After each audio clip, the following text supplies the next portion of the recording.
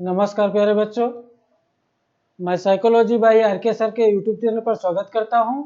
और आज हम लोग पढ़ेंगे अधिगम का वक्र एवं पठार। अधिगम का वक्र हम कह सकते हैं कि सीखने की प्रगति को रेखाओं द्वारा व्यक्त करना अधिगम वक्र कहलाता है। क्या कहलाता है? सीखने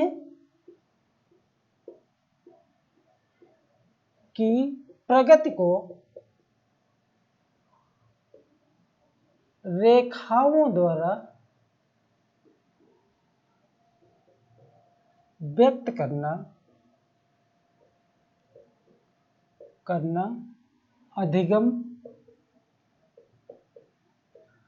वक्र कहलाता है।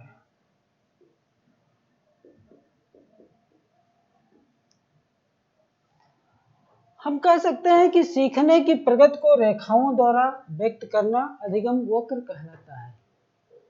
इसी पे एक महत्वपूर्ण परिभाषा है जो गेट्स ने दी है, और गेट्स की परिभाषा बहुत महत्वपूर्ण है। गेट्स की परिभाषा है, गेट्स ने कहा कि अभ्यास द्वारा सीखने की मात्रा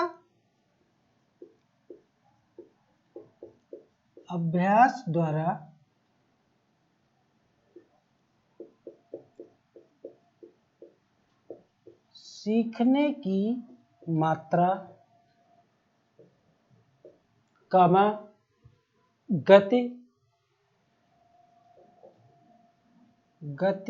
प्रगति सीखने की अभ्यास द्वारा सीखने की मात्रा को गति प्रगति को रेखाओं द्वारा प्रदर्शित करना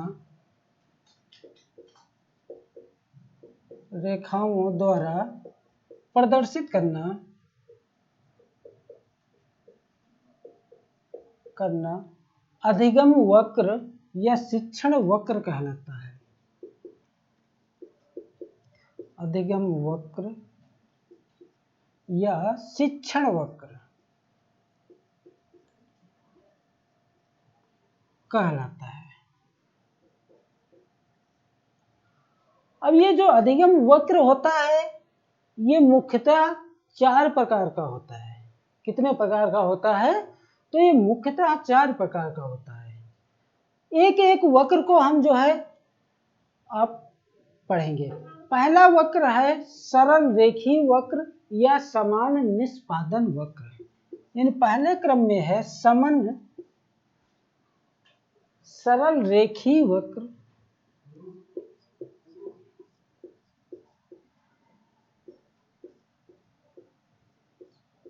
सरल रेखीय वक्र या समान निष्पादन वक्र।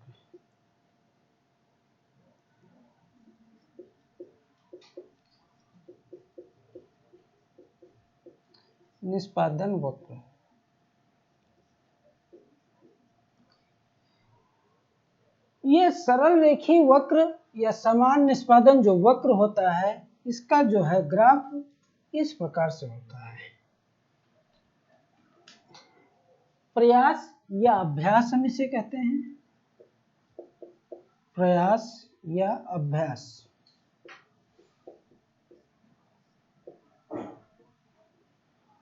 और इसको हम कहते हैं सीखने की प्रगति।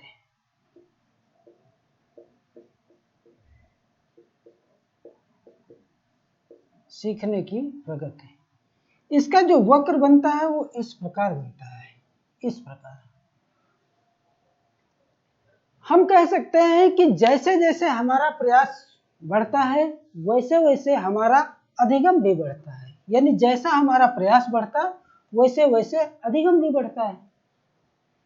लेकिन ये जो है वक्र कभी कक्षा में नहीं बनता है, क्योंकि मैं जितना प्रयास करूं उतना ही मेरी सीखने की गति बढ़ जाए, ऐसा संभव नहीं है। इसलिए ये कक्षा में कभी नहीं बनता है। भाई हम यदि एक दिन में 10 किताबें पढ़ लें, तो क्या 10 किताबें मुझे याद हो जाएंगी, रट जाएंगी? तो नहीं। इसलिए ये वक्र जो है कक्षा में कभी नहीं बनता है। दूसरा जो वक्र है वो है उन्नतोदर वक्र।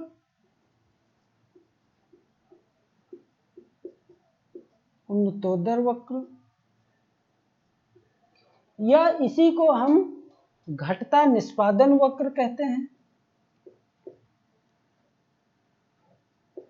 घटता निष्पादन वक्र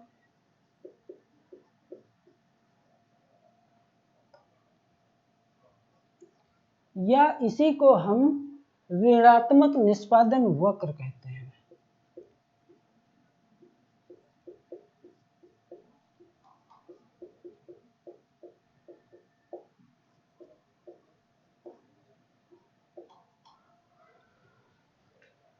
उन्नतोदर वक्र, घटता निष्पादन वक्र या ऋणात्मक निष्पादन वक्र होता है। इसका जो ग्राफ बनता है वो इस प्रकार बनता है, यानी प्रयास और सीखने की मात्रा। इसका जो वक्र बनता है प्यारे बच्चों, इसका वक्र बनता है इस प्रकार से। इस प्रकार से इसका वक्र बनता है। हम कह सकते हैं कि इस वक्र में प्रारंभ में सीखने की गति जो होती है वो तीव्र होती है। यानी देख ही रहे हैं वक्र में कि जो है प्रयास कम किया जा रहा है, लेकिन सीखने की गति जो होती है वो तीव्र होती है। लेकिन बाद में ये सीखने की गति जो होती है वो मंद पड़ जाती है। जैसे ये मंद क्यों पड़ती है? जैसे हम कह सकते हैं कि लगातार कोई काम करने से या थकान के कारण या लगातार पढ़ने से सीखने की गति जो होती है वो मंद पड़ जाती है।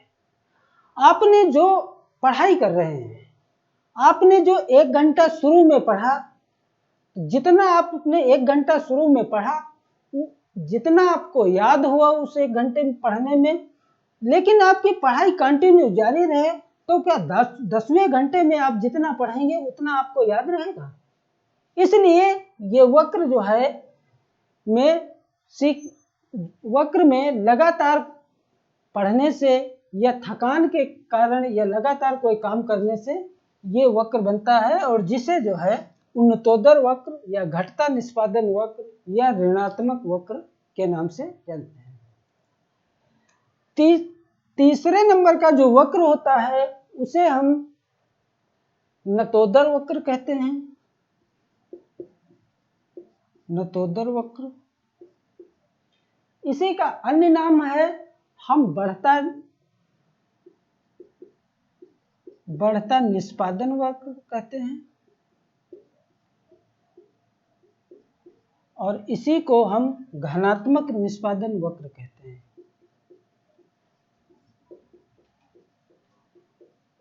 निष्पादन वक्र।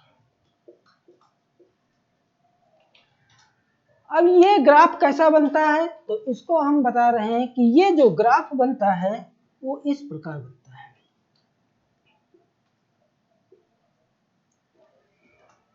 ये ग्राफ इस प्रकार बनता है, इस प्रकार।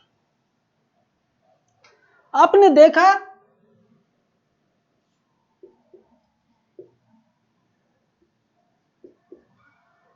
देखा कि यहां जो है प्रयासों की संख्या बहुत अधिक होती है शुरू में, यानी प्रारंभ में सीखने की गति जो होती है वो कैसी रहती है? वो मंद रहती है। आपने देखा प्रयास ज्यादा कर रहे हैं लेकिन सीखने की गति कैसी है? मंद है।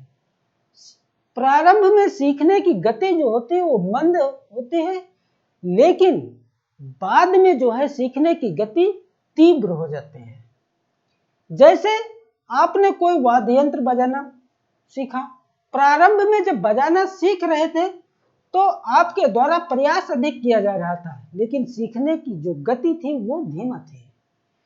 वाद्य यंत्र बजाना या साइकिल चलाना या कंप्यूटर चलाना, क्योंकि प्रारंभ में आपने प्रयास बहुत अधिक किया, लेकिन आपकी गति जिस हिसाब से आपने प्रयास किया उस हिसाब से आप उस चीज को सीख नहीं पाए। लेकिन जब आप सीख गए हैं तब आपके द्वारा कम प्रयास से गति आपकी तीव्र होती है। चौथे क्रम का जो वक्र होता है उसे हम मिश्रित वक्र कहते हैं या एस टाइप थ्योरी कहते हैं। मिश्रित वक्र या एस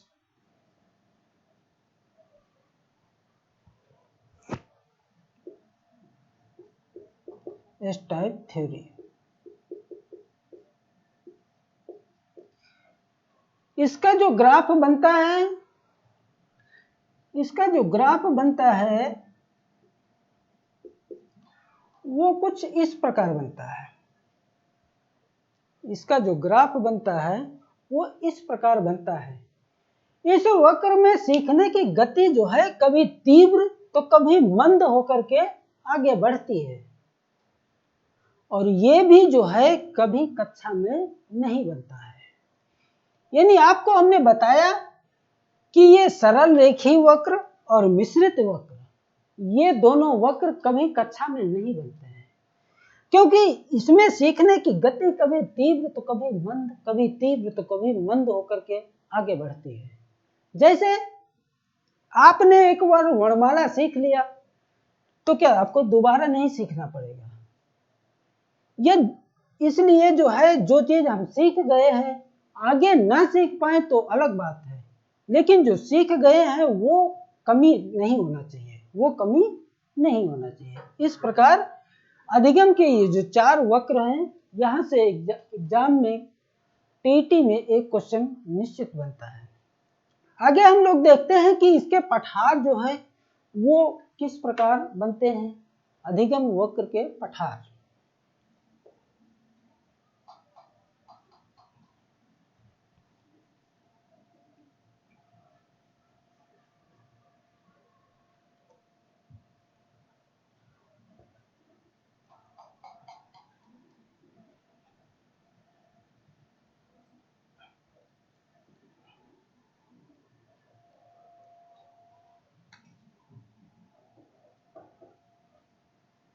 पठार हम कह सकते हैं कि लगातार सीखने के दौरान या प्रायः कुछ प्रयासों के दौरान सीखने की गति में कोई उतार चढ़ाव नहीं होता है, उसे अधिगम का पठार कहते हैं। जैसे इसका ग्राफ इस प्रकार बनता है, जैसे आपने यहाँ तक सीखते सीखते आए, लेकिन यहाँ पे आपके सीखने में कोई परिवर्तन नहीं हो रहा है, फिर आप यहाँ सीखते आए, यहाँ भी कोई परिवर्तन नहीं हो रहा है। तो ये जो है, जब कोई काम हम लगातार करते हैं तो लगातार कार्य करने से जो थकान महसूस होती है या कोई उतार चढ़ाव नहीं होता है, उसे अधिगम का पठार कहते हैं। हम ये भी कह सकते हैं कि एक अधिगम में एक से अधिक भी पठार हो सकते हैं। आपने देखा कि जो है जब छोटे बच्चे होते हैं तो उनको जो है जब सुबह जब विद्यालय जाते हैं तो वो जो है दोपहर तक पढ़ते हैं, फिर उनको थोड़ा थकान महसूस होता है, तो इसलिए उन्हें लंच का समय दे दिया जाता है। तो ये जो पठार होता है इसी को दूर करने के लिए जो है लंच की व्यवस्था विद्यालय में की गई है। या कोई मजदूर कार्य कर रहा है, वो दोपहर में भी उसको जो है थोड़ी देर के लिए, 1 घंटे आधे घंटे के लिए रेस्ट दिया जाता है। ये भी जो है क्या अधिगम के पठार को दूर करने के लिए किया जाता है।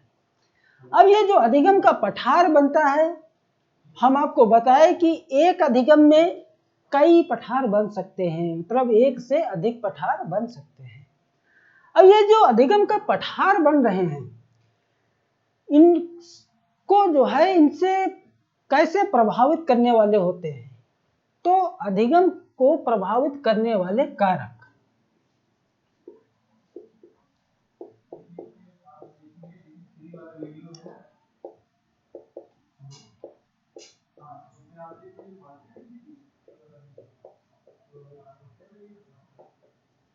अधिगम को प्रभावित करने वाले कारक, पहला कारक यह है ज्ञान की सीमा।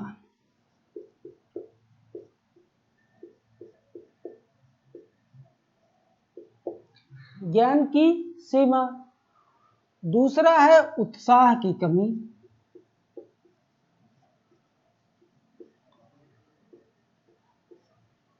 उत्साह की कमी यानी कोई कार्य हम कर रहे हैं यदि उसके विषय में जानकारी नहीं है तब भी जो है अधिगम का पठार बनेगा। या कोई कार्य हम सीख रहे हैं यदि हमारे अंदर सीखने की लालसा नहीं होगी, उत्साह नहीं होगा, तब भी अधिगम का पठार बनेगा। अगला कारण है रुचि, यानी रुचि नहीं होगी तब भी पठार बनेगा। पूर्व ज्ञान एवं नवीन ज्ञान में संघर्ष, यानी पूर्व ज्ञान और नवीन ज्ञान में संघर्ष, यानी पूर्व में हम क्या सीखे और नवीन ज्ञान जो हम सीख रहे हैं ये दोनों में समानता क्या है, तो इस पे भी जो है अधिगम का पठार बनता है। अगला आता है कि वातावरण। अगला क्या है? वातावरण। ये वातावरण नहीं होगा तब भी जो है इसका पठार बनेगा। आगे है सीखने की विधि।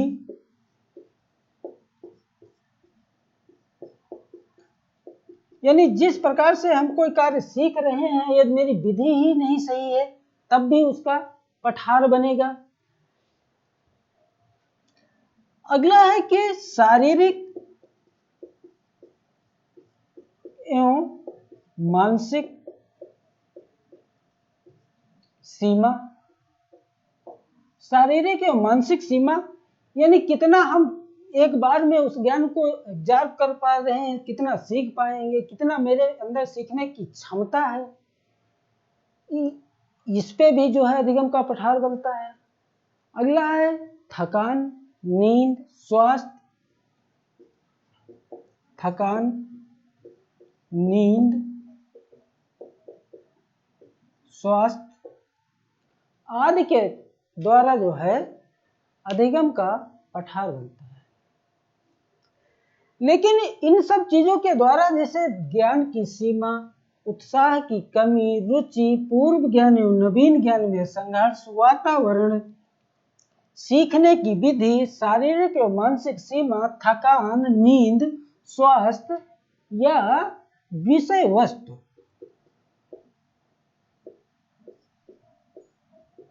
यानी विषय वस्तु भी यदि रुचिकर नहीं होगा तब भी जो है अधिगम का पठार बनेगा। इन सब चीजों से अधिगम का पठार बनता है। लेकिन इस पठार को दूर करने के क्या क्या उपाय हैं उनको हम देखते हैं। तो इतने सारे प्रकारों से जो है अधिगम का पठार बनता है, फिर इसके दूर करने के उपाय।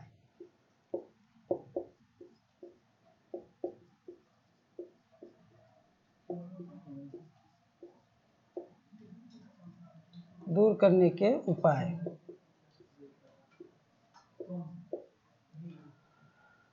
दूर करने के उपाय जैसे हम कहते हैं अवकाश एवं मनोरंजन। अवकाश एवं मनोरंजन यानी अवकाश, जब पठार बना हो तो हम छुट्टी ले लें, अवकाश ले लें या कहीं घूमने खेलने चले जाएं। अवकाश एवं मनोरंजन, तब इसके द्वारा भी हमारा पठार दूर हो सकता है।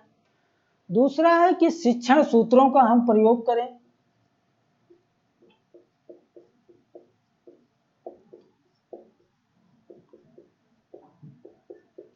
शिक्षण सूत्रों का प्रयोग करें तब भी जो है मेरा जो है पठार जो है वो दूर हो सकता है। अगला है कि बाल केंद्रित शिक्षण विधियां का प्रयोग करें।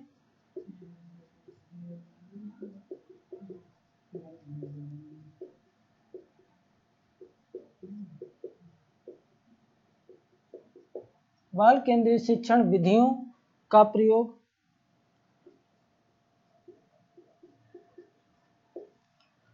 तब भी जो है इसके द्वारा पठार कम किया जा सकता है।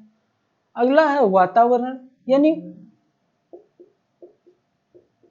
वातावरण, जो कार्य हम सीख रहे हैं उस हिसाब से उसका वातावरण मिले तब भी जो है पठार को दूर किया जा सकता है। सहयोग, यानी सहयोग यदि सही मिले तब भी जो है पठार को दूर किया जा सकता है। निर्देशन एवं परामर्श, इसके द्वारा भी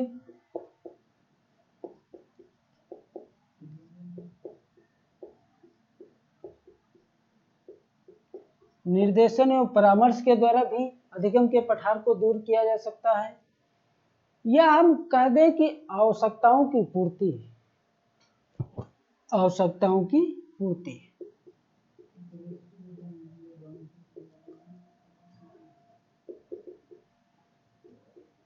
पूर्ति आदि आदि के द्वारा जो है हम लोग जो है अधिगम के पठार को दूर कर सकते हैं। कभी कभी यहाँ से सीटेट में भी एक क्वेश्चन बन जाता है, लेकिन टीटी में तो यहाँ से निश्चित एक क्वेश्चन बनता है। इसके आगे जो है जब हम लोग नेक्स्ट वीडियो में पढ़ेंगे तो इसके आगे का टॉपिक पढ़ेंगे। Thank you. कर दिए सर, बंद कर दिए।